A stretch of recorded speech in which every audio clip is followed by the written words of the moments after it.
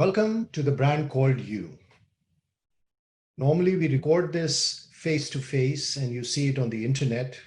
Today, due to the coronavirus, we're going to record it remotely. And the brand today is Dr. Raj Lakhanpal. Dr. Lakhanpal was educated in Amritsar Medical College, Royal College of Physicians in Glasgow, and then New York Medical College. He worked as an ER physician and then founded Health A to Z and successfully exited from it by selling it to United Healthcare, one of the largest insurance companies. Then he founded SpectraMedix in 2009 and currently runs it. It's a very exciting company. We'll talk all about it today. So welcome to the show, Raj, and great to have you here in the first virtual show I've done. Thank you, Sandeep. Looking forward to it. My pleasure. So the first question, let's start off with your somewhat unique or at least not that common journey from being a physician to being an entrepreneur. What was more stressful, being an ER physician, saving life every day, or being a startup founder, saving your company's life maybe every few years, as we all know? As I think about it, so to become an emergency physician, it took me 14 years, 5 years medical school, 5 years fellowship in the UK, 4 years residency in the US, which a lot of that was apprenticeship too, right? So 4 years you learn and do apprenticeship at the same time. So the path was much clearer. Whereas in entrepreneurship, I was into it, not knowing what to do. Just making things up every day as we went along. The emergency medicine and surgery too is based on protocols. It's certain things we do, whereas entrepreneurship is very chaotic. Also, I think, if I look at emergency medicine, my days in emergency medicine, you are working 8 to 10 hours a day and then you're signing out. Whereas as a CEO or as an entrepreneur, you're working 24/7. Those of you who remember 2000, we went through a huge downturn in 2000. So I would say, all in all, entrepreneurship was a lot more stressful than So true. There is no textbook that teaches you really to be an entrepreneur, and there is no training program that runs through apprenticeship and classroom training and labs to get you ready for it. You've done this twice now, and I would say both in the space of e-commerce space, health services. That's a hot area. Tell us more about how is SpectraMedix making a difference in healthcare through analytics? So if you look at the US, right, we spend per capita more on healthcare than any other country in the world, right? If you look at our outcomes as a nation, our healthcare outcomes, amongst the developed world, they're probably in the bottom, 10% or bottom 20%. So we spend the most. Our outcomes are literally nearly the worst. And there's a movement going on today called value-based payments. And what value-based payments talk about is improving quality and outcomes and lowering costs. Our company delivers analytics to health plans, which are payers. So around value-based payments, we analyze data. We analyze both what's called claims data and clinical data and other data sources, social determinants of health data, behavioral health data. We take those data sets, analyze it for opportunities to lower costs and also definitely improve quality and improve outcomes. And we partner with health plans. Again, big shift happening in the healthcare space is that the payers and the providers, the health plans and the doctors, hospitals are partnering, are collaborating to improve healthcare and value-based payments. So we deliver analytics to the payers so that they can share with the providers. Now, both your and my father were doctors and professors. from that time where it was taught, of course, as a science, but also there was a lot of focus on, looking at the person, at the patient, interacting with the person, to the time where we are basing a lot of these decisions on data. How do you see it? Do you see medicine as an art or science? And what's the role of analytics in supporting a physician's care? A lot of medicine was pure art. You walk a patient, or you watch a patient come in. How is he breathing? How is he, what is he smelling like? And that gave you a lot of clues, right? You you palpate, and you palpate means you feel the belly, and it tells you, from the pain, what's it like.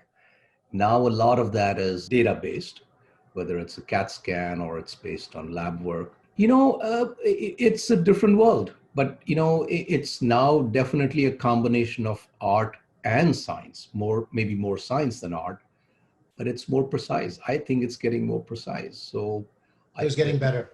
yeah, it's getting better for sure. So I mean, but still the art is still there. Changing gears, you sold your last company, and very few people get to have a successful exit. So congratulations. And you sold it to a big giant company like United Health.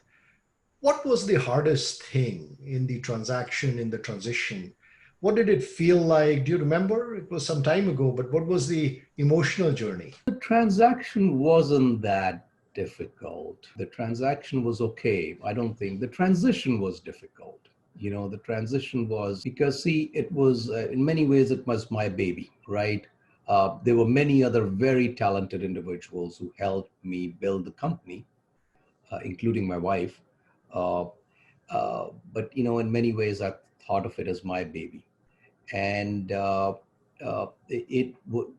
one of the things Kanwal said to me, and Kanwal was my mentor, and one of our board members, Kanwal Reiki, said to me, the moment you sell your company, remember, Raj, your price has been met. And I, kind of heard him, but didn't hear him, right? So the toughest transit point was that, look, you've sold your company, now it's theirs, it's not yours. And that's something an entrepreneur takes time to kind of grasp with.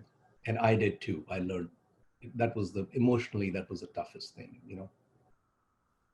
I hope it makes sense. Yeah, yeah. I, completely relate to that feeling that you were living, breathing, thinking about something for years, and then suddenly no more. I understand that emotional, wrenching feeling of waking up one day and say, I don't have to worry about how to motivate people to do X, Y, or Z. This journey, and you mentioned Kanwal Reiki, that's a good segue. You also, like Kanwal, have been very active in Thai, and you were the founder of Thai New Jersey. First of all, thank you. I think that's a wonderful job you did in terms of building that community of entrepreneurs here in this area of the country. How does that help an entrepreneur, and how did it help you in your journey? Founding Thai New Jersey, it was New Jersey, Philadelphia at that time, uh, was really a way of giving back for me. And if you think of it, as we talked about stress levels and starting a business, you're looking at a doctor who had never been to business school, whose parents were both professors, just like yours, right? My dad still, buys his stocks high and sells them low. So that was our DNA, right? Now starting a business, right? So, I didn't have a clue of how to raise money, no MBA, no how to raise money, how to run a business. So I think the smart thing I did is visit Thai Silicon Valley again and again, right? And during those visits, I was able to convince Kanwal Reiki to invest in us. Kanwal at that time is one of the founders of Thai, and he invested in us. He put in a significant amount of money in us. And when he put money, others very well respected investors followed suit, right? So, and we became successful. We went through a very tough time in 2000, I had mentioned, almost went out of business. And then we came back, then we bounced back. And then after the exit, I went to Kanwal and said, hey, I want to help out. What can I do how can I help Thai Silicon Valley? And he said, no, the opportunity is in Thai, New Jersey. Open up a new chapter. And when I did that, I found there are many, many entrepreneurs like me, many people who want to be entrepreneurs, who are technically or who are very good as scientists, whether engineers or doctors or PhDs, but do not know how to start a business, where this kind of help is sorely needed. So I devoted 3 years to this effort, to building Thai, New Jersey, Philadelphia full time. I wasn't doing anything else at that time, and really feel very gratified that many very smart, accomplished people have followed suit and really building the ecosystem in New Jersey. I didn't realize you did that full time for 2 to 3 years. That's a huge give back. You also have a distinction in my eye in terms of having worked very closely with Sue, your lovely wife, in both your startups. And what's the secret of successful partnership, not just at home, but in business? Delighted and grateful to have Sue helping me. She's been great. Secret is acknowledge her as the boss at home and acknowledge her as the boss at work, right? Okay. No, but jokes apart. On the other side, you got to. So I think what we've found to be the best part of it is that or how does it work, right? You got to define roles very clearly. If you don't have role definition, then it becomes difficult because then you're second guessing each other. And secondly, I think as a spouse, there is total trust, right? You're people, either I or her, and anybody can make mistakes, but there's no, there's no, that there is no cheating or there's nothing else that's there. So, but other than that, have a house that you have separate rooms for each other, and so you don't, you're not bumping into each other all the time, and it works out. You got to have a professional relationship at work. You can't. It's not a spousal relationship, right? Do you bring back the discussions to home for at the dinner table? Boy, we live this business, right? So we live the business. At least I live it 24/7. She's a lot more balanced than I am, but do we do? We try not to. We try not. We do, but we try not to because then you don't want to have that debate at the dinner table. That kind of thing. What is the most fun you had in the last 1 year? And let's exclude, and maybe it is in this last 4 or 5 months where we've been all cooped up in our homes due to coronavirus. But what memories stands out as the most fun from the last year? I tell you something, I've been having fun for the past 3-4 years now. I'm enjoying life. Something's changed in me. And I philosophically, I think I wake up in the morning and I give my brother this credit. He says, Bhaiya, do this. Bhaiya is like brother, right? I wake up in the morning and thank God for what I have. I start with that, right? Thank you for 1, 2, 3, 4, 5. All of us have been so blessed. Seriously, we're all so blessed that we have so much. Look at this pandemic, that, 20, 30 million Americans that don't have a job. There are people who are falling sick, and thankfully we're all, healthy right now. Your family, my family, right? So I'm having fun. The business, we're building the business really. So most fun is probably, I don't know what brings most fun, but I know that I'm enjoying life. I am building the business. I'm talking to myself now. We're building the business. That's a broad answer. Give me something nice, specific that you enjoyed really going. Could be a movie, could be a trip, could be a meal, could be a conversation. We want to know Raj as a person. I've lost 12 pounds since January. I work out. As a person, I work out. I am writing a book on healthy living. I have reduced my blood pressure medicines. I am down from a pre-diabetic, I'm almost not a diabetic. Seriously, those are things I feel great about. But honestly, so to say, pick one thing that you really enjoy. I enjoy, I started learning swimming at my age. I know swimming now. I dance where I'm probably a klutz. I follow all those pretty girls. I see their moves and follow them, but I dancing. And so now if I were to pick an activity that I've gone hiking a few times.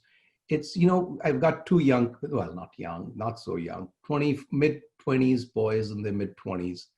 And thankfully they still go with us when we go out for an annual trip or a semi-annual trip. So, we were in Myanmar. We have a cousin in Myanmar.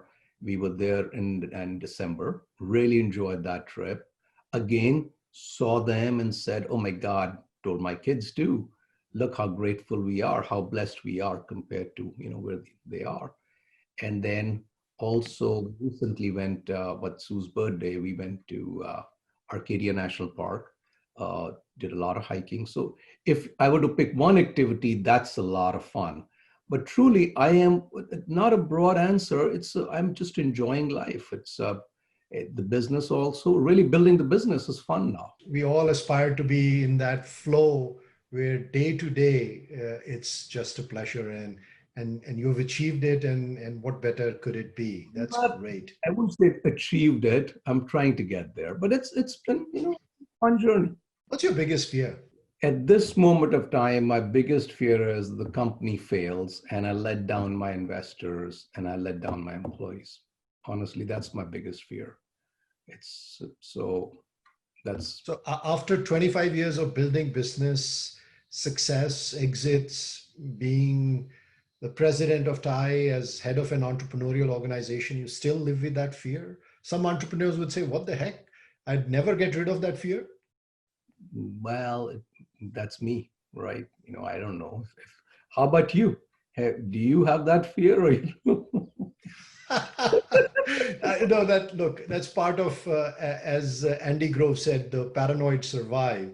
There has to be that feeling in the gut of it that the buck stops here, I got to make it work. So we all live with that. Anybody who's responsible for this, for any organization has that sense. But I guess the question really addresses, do you approach it as something you're afraid of or something that you're working towards? And it's the emotional attachment to it that maybe something maybe varies among people. I don't know. But that's, if you ask me what's my greatest fear, that's the fear that comes to mind. Come to mind, yeah. We talked a lot about all your successes. All of us have had something we've failed at. I don't know what's yours. What has been your biggest failure, and what has been your learning from it?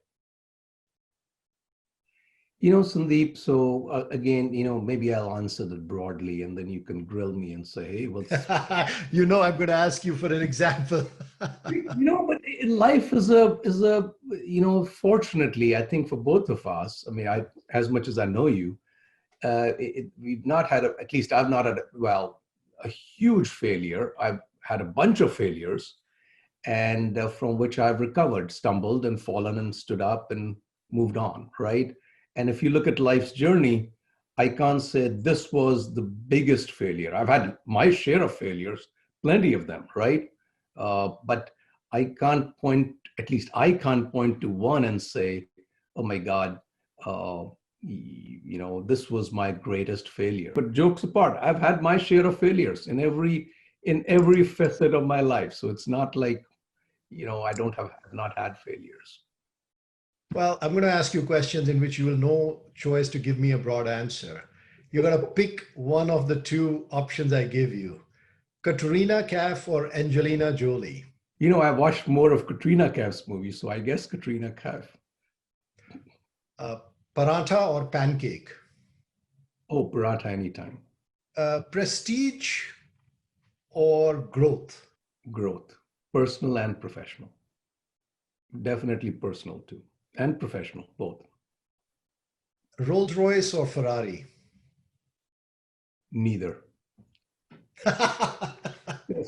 Okay. What's your favorite car? Tesla? I drive a Tesla. I'm not So it's a great car. I love it.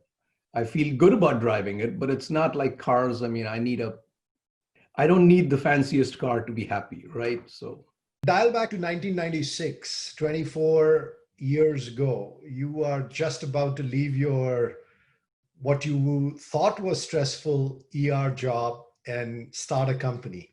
What advice would you give yourself? so what would advice would I give myself? Think before you leap, you know. Knowing what you know, you would not have left. No, I would have left. I just wanted to start a business. I mean, and most entrepreneurs want to do that, right? They want to start a business. But I wonder if, I started in population health or I started a website. I could have, I don't know. You can't second guess yourself, Sure. what you do.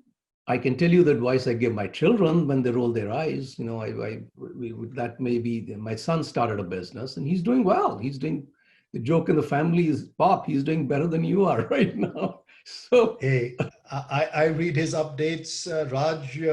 He's doing well. I would not compare anything, but he's doing well, and I'm so proud to see the progress he has made over the last couple of years. Fantastic to see.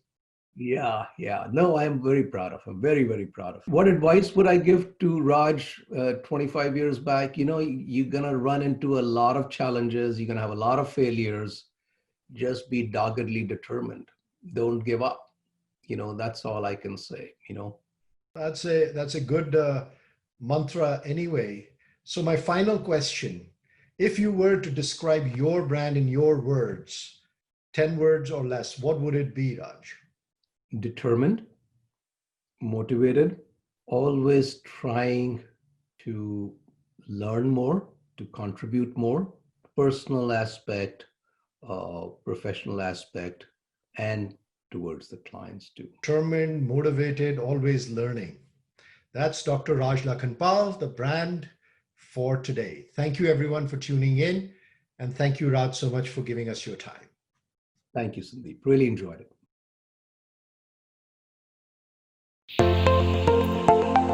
Thank you for listening to the Brand Called You videocast and podcast, a platform that brings you knowledge, experience, and wisdom of hundreds of successful individuals from around the world. Do visit our website www.tbcy.in to watch and listen to the stories of many more individuals. You can also follow us on YouTube, Facebook, Instagram, and Twitter. Just search for the Brand Called You.